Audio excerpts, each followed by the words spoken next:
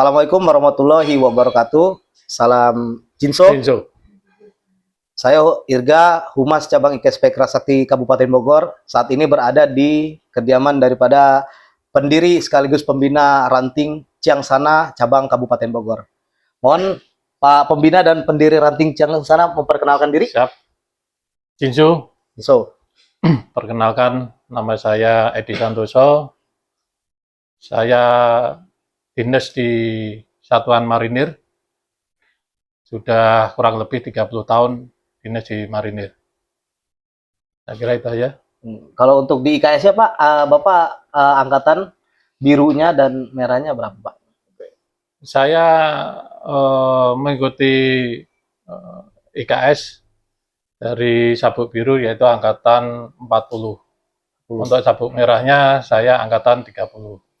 Dan saya mulai berkecimpung di IKS itu semenjak sabuk biru saya sudah mulai siswa.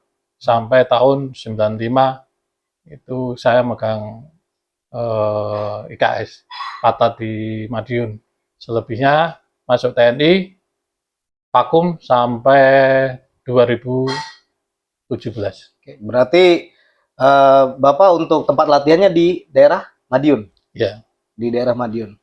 Nah, saat ini sekarang Bapak itu kan sebagai pembina sekaligus pendiri ya Pak ya, dari Ranting Ciangsana. Boleh nggak sih Pak ceritain gimana awal berdirinya Ranting Ciangsana ini, suka dukanya dan lain-lainnya? Boleh lah Bapak langsung cerita. Oke Mas.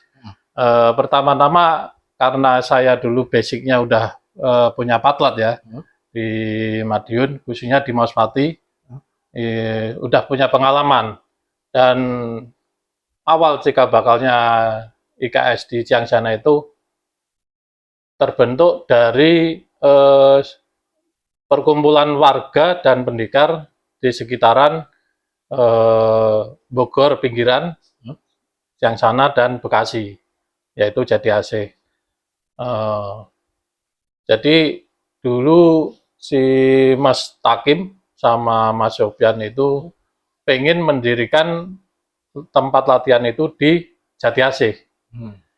Nah, saya bantu sampai mencari patat, ternyata nggak bisa menemukan tempat yang bagus dan izin-izin susah. Akhirnya karena undangan itu sudah disebar di Jabodetabek, saya sarankan untuk latihan di Ciangsana di depan saya. Saya pikir waktu itu tempat sudah deal itu. Ternyata belum. Tempat belum. Itu tahun berapa tuh Pak? Tahun 2018. 2018. Ya. Oke. Nah, karena saya posisi lagi dinas, saya ya antara ya dan enggak gitu. Ternyata malam mau menjelang pembukaan patlat itu tempat belum ditentukan. Telepon saya itu dadakan karena saya lagi piket nggak bisa pulang. Saya telepon Pak RT, telepon istri bahwa besok ada kegiatan. Itu dadakan, koordinasi. Ya, kita buat. Dan ya namanya kita itu awal berkecimpung IKS di Bogor, ya saya nggak tahu sejauh mana perkembangan IKS di Jabodetabek itu saya nggak tahu. Ya intinya saya ada yang mau buka latihan ya saya buka, itu aja. Oh, jadi ada keinginan dari teman-teman Jati Asih membuka latihan awalnya dan agak ada kesulitan lah pada saat di wilayah Jati Asih, akhirnya dibarengin ya Pak, dibarengin di daerah Ciangsana. Ciangsana kan teman-teman bagian daripada Kecamatan Gunung Putri, Kabupaten Bogor. Jadi mungkin peralihan sedikit ya Pak ya. Nah, terus Pak, waktu pertama kali membuka itu Bapak kan posisi lagi dinas ya Pak ya? Nah itu gimana cara Bapak tuh membagi waktu antara dinas tugas untuk negara dengan Pak, dengan perguruan ya, pengabdian lah untuk perguruan. Itu bagaimana cara Bapak membagi waktunya sehingga terbentuklah Ranting Ciangsana itu? Ya awalnya itu setelah terbentuk pembukaan dan Patat Ciangsana itu kan siswa belum ada ini. Patat dibuka tapi siswa belum ada. Akhirnya anak saya yang masih kelas 3 itu saya untuk jadi siswa pertama. Itu awalnya. Jadi siswa pertama itu cuma 2 orang. 2 orang. Dua Siswa orang. pertama ranting Ciang Sana itu 2 orang. Teman-teman. Dengan berjalannya waktu, anak saya itu ngajak teman-temannya sekolah ini. Akhirnya ada tambahan jadi 6 orang. 6 orang. Jadi 2 orang terus ngajak temennya di 6 orang. 6 orang. Pelatihnya saat itu banyak ini. Siswanya 6, pelatihnya 15. Waduh, Baik dari Lampung, Palembang, dari Jawa semuanya ngumpul. Rantau ya Pak ya. Jadi di sini dulu tempat kumpulnya anak-anak rantau. Nah, selesai berjalan ini, ternyata pelatihnya namanya rantau, kerja kan pisah-pisah ini. Pisah-pisah. Mau nggak mau Kokum ini nggak ada pelatih. Di Ciang Sana nggak ada pelatih. Tapi siswa semakin bertambah. Mau nggak mau saya akhirnya karena saya terbentur dinas, saya kembalikan ke siswa. Mau nggak latihannya itu pas saya libur gitu. Jadi cara membagi waktunya begitu waktunya dinas sebagai marinir ya Pak. Ya dinas untuk perguruan berarti pada saat libur. Berarti capek banget tuh Pak. Iya, jadi waktunya kebetulan siswanya juga mau, ya kita ya oke. Nah, saya mengulas lagi nih. Untung saya kan punya buku pedoman yang dari guru besar dulu. Dulu penataran pelatih itu dikasih buku pedoman. Saya ulas lagi. Ya kebetulan sampai dalam waktu akhirnya anak saya jadi warga, saya cari untuk melatih. Belajar melatih. Melatih. Nah berarti Ciang Sana itu kan terbentuk di tahun 2018. Sekarang udah tahun 2025. Nah perkembangannya itu seperti apa Pak? Dari 2018 sampai 2025 ini ya kan, jumlah siswanya sekarang ada berapa? Terus yang sudah jadi warga ya mungkin lupa kali ya Pak ya, banyak karena pasti banyak, ada juga rantau juga, tapi mungkin ada Bapak ingat jumlahnya berapa yang sudah jadi warga yang dari Ciang Sana gitu Pak. Terus selama ranting Ciang Sana ini berdiri Pak, berapa kali dan berapa banyak mengikuti event ataupun kejuaraan dan bagaimana untuk prestasinya, monggo dijelaskan Pak. Oke, alhamdulillah ya dengan itu tadi program yang saya lakukan tadi, kita menciptakan kader-kader Ciang Sana. Kebetulan siswanya bertambah terus. Sekarang berapa siswa di Ciang Sana Pak? Siswa yang sekarang ini kurang lebih kan 25 kalau nggak 30 ya. Kurang lebih. Kurang lebih. Itu kalau yang dulu banyak dulu yang dulu kan banyak. Ya sudah jadi warga, rantau, ada yang balik kampung gitu ya Pak ya. Begitu kita punya kader, waktu itu ada tempat latihan yang di Komplek AL. Nah, di Komplek AL juga ada. Jadi Ciang Sana ada 2 tempat latihan. Ciang Sana ada situ kompleks sama yang di Pabuaran. Itu ada 3 tempat latihan tuh. Dengan kaderisasi yang bagus, akhirnya saya bisa mengurangi. Jadi intensitas untuk turun langsung karena sudah ada yang murid-murid Bapak nih yang sudah melatih ya Pak ya. Betul. Itu saya terbantu, kaderisasi berjalan dan sampai akhirnya kita masuk ke eskul. Kita masuk ke terutama karena anak saya dulu di SMP yang 24 Ciang Sana. Saya masukin eskul di situ, anak saya yang latih, ya didampingi saya. Nah, dari situlah semakin bertambah ini. Bertambah, terus ada permintaan lagi eskul di SD itu. Itu semakin bertambah. Selain ada tempat latihan, berarti buka latihan juga di beberapa sekolah ya Pak? Iya, betul. Mengikuti eskul ya Pak ya? Betul. Untuk ada adik-adik kita atau siswa ataupun warga yang saat ini aktif Pak ya, itu sudah berapa banyak yang mengikuti kejuaraan dan kejuaraan apa aja yang mereka ikuti Pak? Pertama kali dulu kan sebelum kita bentuk ranting, dulu kan kita ngikutnya kan ranting Gunung Putri. Sebenarnya Gunung Putri. Ciang Sana itu ikutnya ranting Gunung Putri.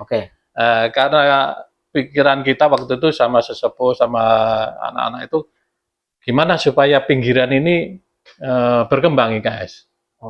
Maka kita musyawarah sama waktu itu ketua rantingnya Mas Lukman. Akhirnya udah Ciang Sana bikin ranting aja sendiri gitu.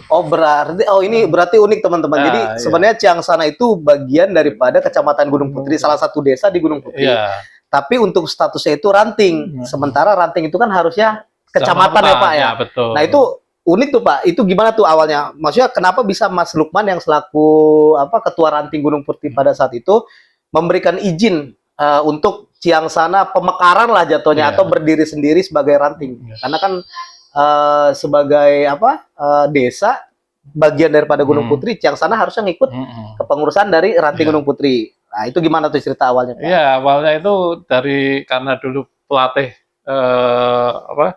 pertama itu anak-anak rantau khususnya orang Bekasi ya kan, anak-anak Bekasi pinggiran, Jati AC itu pengen waktu itu ada korwil. Oke. Nah, kalau korwil saya nggak setuju gitu. Kenapa Bapak nggak setuju? Ya, karena kan belum ada cikal bakalnya ini. Oke. Oh, karena belum kuat ya Pak belum ya? kuat itu. Makanya saya koordinasi sama Mas gimana enaknya. Saya akhirnya ya kesepakatan untuk Ciang udah berdiri aja sendiri biar perkembangannya pesat. Kita tujuannya itu mengembangkan IKS bukan untuk ego. Ya. Nah, itu nggak bisa ego waktu itu. Supaya IKS berkembang diterima di Ciang Sana pinggiran termasuk Bekasi. Itu tujuannya itu. Oh, jadi Ciang Sana ini berdiri sebagai ranting sendiri itu juga selain untuk di wilayah Ciang Sana sendiri, berarti itu merangkul teman-teman dari sebagian yang dari pinggiran Bekasi, Jati Asi Pak ya? Itu unik banget sih teman-teman karena nggak tahu di cabang lain apakah ada yang seperti itu, tapi untuk di Kabupaten Bogor ada ranting bukan mandiri jatuhnya Pak, pemekaran daripada satu ranting di Gunung Putri ya Pak. Ya alhamdulillah dengan adanya Ciang Sana ini, itu perkembangan di Bekasi pesat. Bagian Jati AC. Termasuk pembentukan Jati AC itu cikal bakalnya Ciang Sana. Pondok Gede Ciang Sana. Termasuk pokoknya seputaran Bekasi itu, akhirnya Bekasi kan banyak juga itu. Banyak patat-patat baru, yaitu berkat dukungan dari warga Bekasi dan terutama almarhum Mbah Utomo sama Mbah Seno itu berperan banget itu. Nah, termasuk Mas Takim itu yang sekarang ketua Jati AC ranting Jati AC itu sangat berperan. Oke Pak, itu cerita unik dari ranting Ciang Sana yang mekar ya kan dari ranting Gunung Putri dan kita bisa lihat sekarang perkembangan ranting Ciang Sana luar biasa pesat ya Pak dengan banyak prestasi kemarin teman-teman. Salah satu prestasi yang ranting Ciang Sana dapatkan adalah dari 14 atlet yang dikirim ke JNPS ya Pak. Ranting Ciang Sana mendapat 9 emas dan 5 perak ya. Itu jadi semua atletnya dapat medali Pak. Itu luar biasa Pak prestasi terbaru ranting Ciang Sana pada tahun ini. Nah, namun sebelumnya ada nggak sih Pak prestasi-prestasi atlet dari Ciang Sana yang Bapak bangga gitu untuk sharing? Ya, awal kita ikut kejuaraan itu yaitu dulu masih bergabung dengan Gunung Putri JKTC. Untuk ranting Ciang Sana ini bisa nggak sih Pak bagiin tipsnya untuk teman-teman semua gimana cara ranting Ciang Sana ini membina siswa ataupun warga untuk menjadi atlet-atlet yang berprestasi? Oke Mas, kita awalnya itu belajar dari Gunung Putri ya, kita gabungin dengan Gunung Putri, terus kita tahu yang harus kita perlukan itu yaitu peralatan, peralatan mulai body, matras, dan perangkat lain tanding lah. Nah untuk menyiasati itu supaya anak-anak itu nyaman, nggak terbebani, itu semua alat kita yang belikan.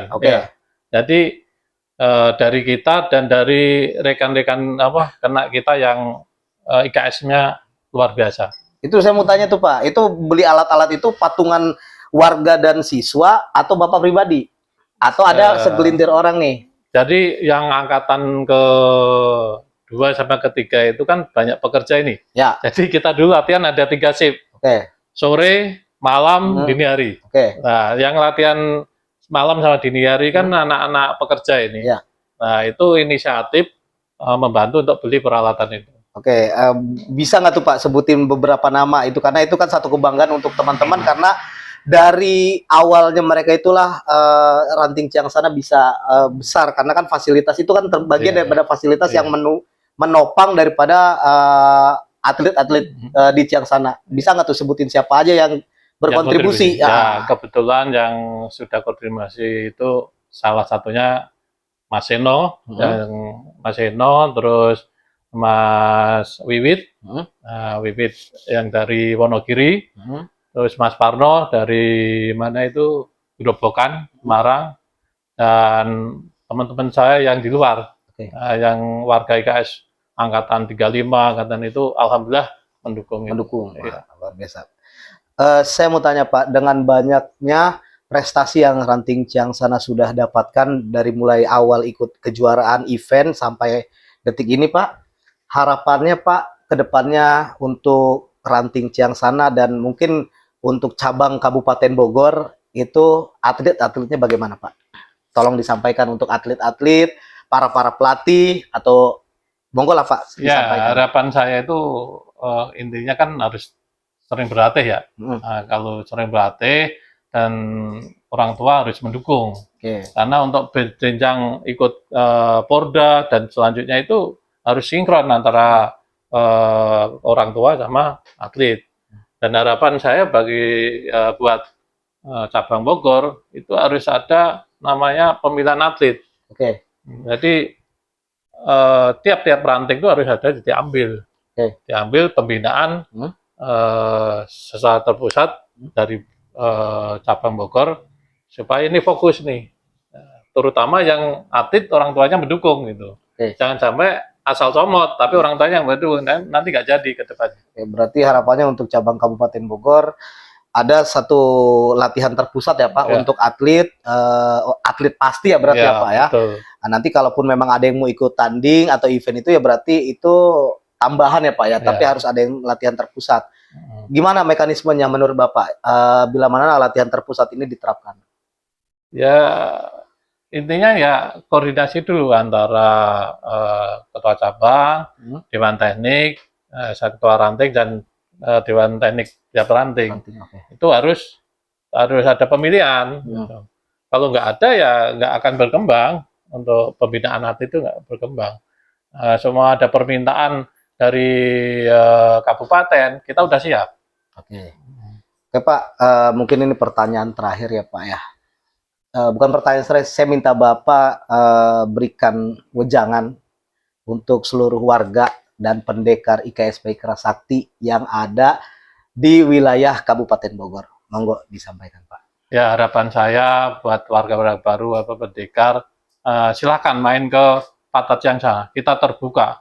Yang mempunyai ilmu lebih, masuk tanding atau apalah yang sekiranya buat perkembangan IKS di Ciangsana, silakan.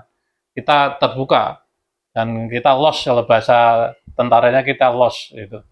Karena alat-alat sudah ada, silakan ajak adik-adiknya, tetangganya atau saudaranya latihan di Ciangsana. Perlengkapan sudah lengkap, tinggal modal latihan dan latihan. Jadi modalnya mau aja ya Pak ya. Semua fasilitas sudah ada di Ciangsana. Dan alhamdulillah Ciangsana yang atlet-atletnya baik warga maupun siswa itu sekolah di negeri semuanya lewat jalur prestasi. Mantap.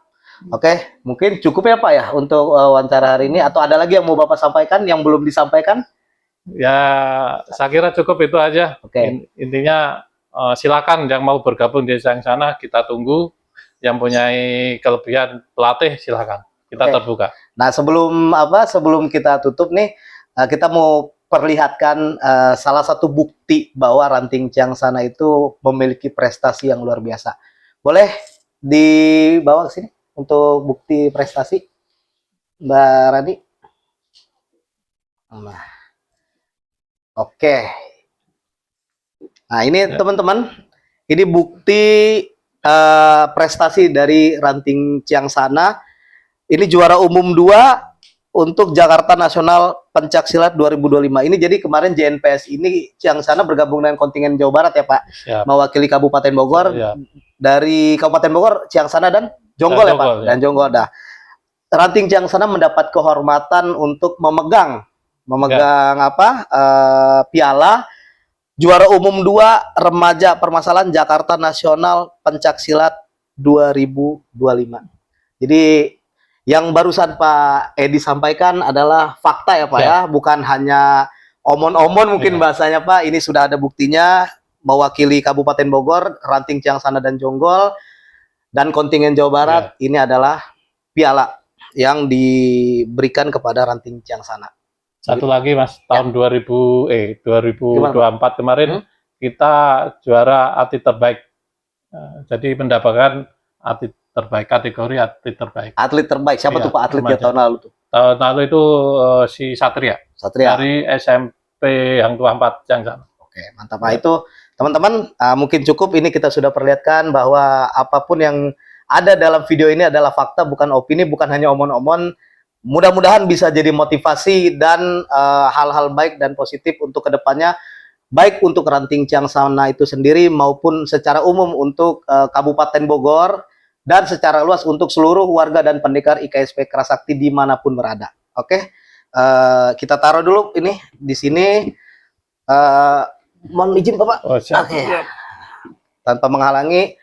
Mungkin itu teman-teman cukup sekian wawancara dan sharing informasi dengan Pak Edi selaku pembina dan pendiri Ranting IKSP Kerasakti Ciangsana cabang Kabupaten Bogor. Mudah-mudahan bermanfaat untuk teman-teman semua. Terima kasih. Wassalamualaikum warahmatullahi wabarakatuh. Salam Cinso.